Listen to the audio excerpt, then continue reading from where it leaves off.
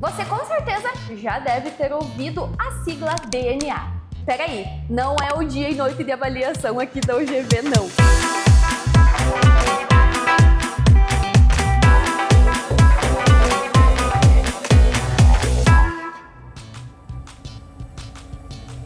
E é aqui na aula de Biologia Molecular que eu tô de butuca pra gente entender melhor sobre esse mistério do DNA. Afinal, o que é DNA?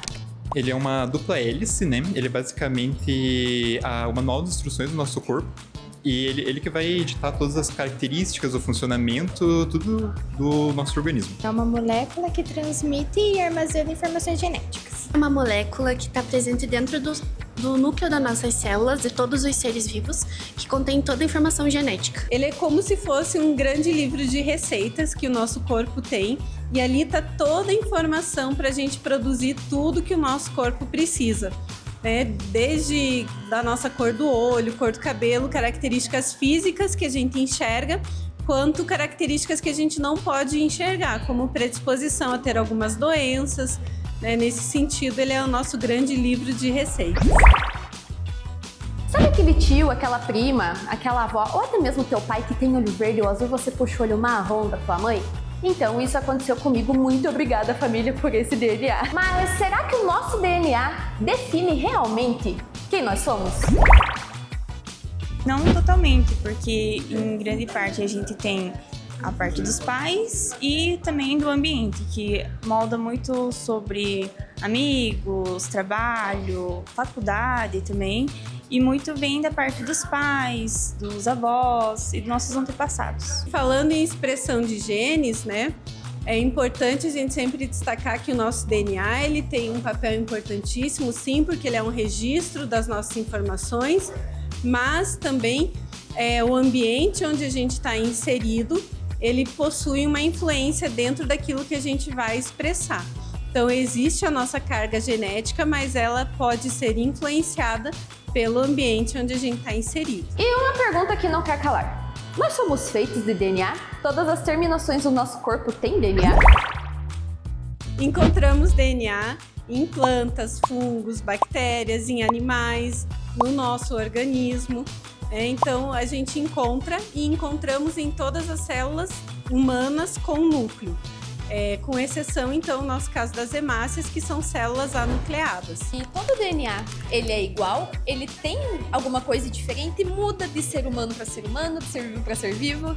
Ele muda, sim. Essa é uma pergunta bem interessante de se fazer, porque quando começamos, lá pelos anos 2000, a mapear o genoma humano, a gente achou que seriam encontradas grandes diferenças e que a gente viu que o DNA, não só entre humanos, mas entre espécies também, ele tem regiões que são bem parecidas, e hoje a gente se concentra em estudar regiões, essas pequenas regiões que são diferentes. Mas entre pessoas, sim, tem diferença. Professora, falando mais a fundo, como que essa molécula minúscula ela consegue manter esse corpo inteiro respirando, andando, funcionando? Então, o DNA ele não trabalha sozinho, ele tem uma irmãzinha, que é o nosso RNA. Então, o DNA está sempre lá no núcleo, ele manda as informações para o RNA, mandar as informações para produzir tudo que nós precisamos, proteínas, tudo que a gente expressa também. Então, ele não trabalha sozinho, ele trabalha sempre em conjunto. Todo mundo sabe que para os testes de paternidade é utilizado o DNA. Mas a gente pode também utilizar o DNA para ver quais doenças que a gente tem no nosso genes que a gente pode desenvolver durante a vida? Com certeza. A medicina ela tem evoluído cada vez mais nesse sentido.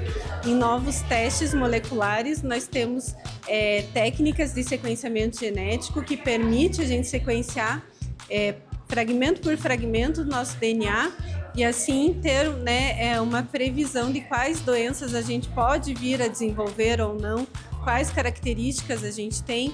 É possível, sim. A gente fala do DNA, como você comentou, vem à mente o teste de DNA de paternidade, mas não só para isso.